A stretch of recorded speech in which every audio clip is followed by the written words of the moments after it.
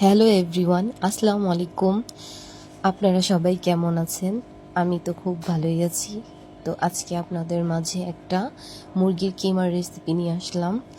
আসলে আমি কাউকে শিখাতে আসিনি, আমি যেভাবে নিজে বানিয়ে খাই বাসায় সেভাবেই। তো গরুর মাংসর কিমা তো আপনারা অনেকেই খেয়েছেন, তো আমি সেম স্টাইলেই একটু ডিফারেন্ট ওয়েতে মুরগির কিমাটা রান্না করব। তো আজকে সবার ফার্স্টে হচ্ছে গিয়ে মুরগিগুলোকে আমি শিলপাটায় থেতলে নিয়েছি। তারপর এখন একে একে সবগুলো মশলা অ্যাড করে দিচ্ছি। আর আমি এখানে মশলার কোনো নাম বলছি না, যেহেতু আমি এখানে কোনো রান্নার রেসিপি আপনাদের কাছে শেয়ার করছি না। জাস্ট এটা আমি যেভাবে বাসায় রান্না করি সেভাবেই।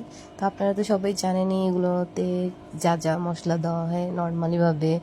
এই হলুদ গুঁড়ো, মরিচ গুঁড়ো, তারপর হচ্ছে ধনিয়া গুঁড়ো, টক দই, তারপর গরম মশলা বাটা, এই তো এইসব।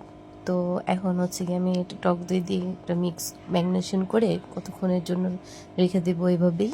তো একটা কড়াইতে আমি কিছু দালচিনি এলাচগুলো নিয়ে নিয়েছি, যেগুলো আস্তা আর কি।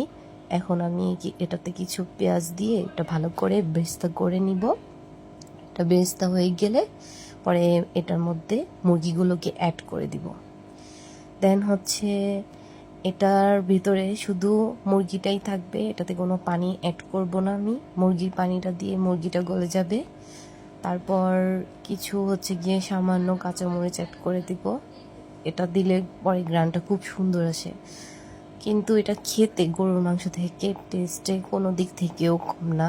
এটা আমি এর আগেও একবার ট্রাই করেছিলাম, তো আমার কাছে, আমার বাসার সবার কাছে খুব ভালো লেগেছে। তো আমার যদি ভিডিওটা আপনাদের কাছে ভালো লেগে থাকে, লাইক কমেন্ট শেয়ার করে আমার পাশে থাকবেন। আর আমিও আপনাদের মাঝে আরও এরকম অনেক রকমের ভিডিও নিয়ে আসবো, যেমন ঘোরাফেরার, মেকআপ, আরও অনেক অনেক রান্নাবান্না। যেহেতু আমি পুরান ঢাকার মেয়ে, আমার কথা আপনাদের কাছে একটু এদিক সেদিক লাগতে পারে, যার যার একটা আঞ্চলিক ভাষা বলে কথা আছে। তো একটু ইগনোর করবেন, ক্ষমা সুন্দর দৃষ্টিতে দেখবেন আর সাপোর্ট করবেন। ভিডিও ভালো লাগলে পাশে থাকবেন, লাইক কমেন্ট করে শেয়ার করে দিবেন, সবাইকে দেখার সুযোগ করে দিবেন। তো এই ফার্স্ট আমার একটা প্রথম ব্লগটা নিয়ে আসছি, তো দেখেন আপনারা কেমন লাগে। ভালো লাগলে একটা কমেন্ট করে দিবেন। তো থ্যাঙ্কস ফর ওয়াচিং, সবাইকে ধন্যবাদ। সবাইকে আল্লাহ হাফেজ, সবাই অনেক ভালো থাকবেন।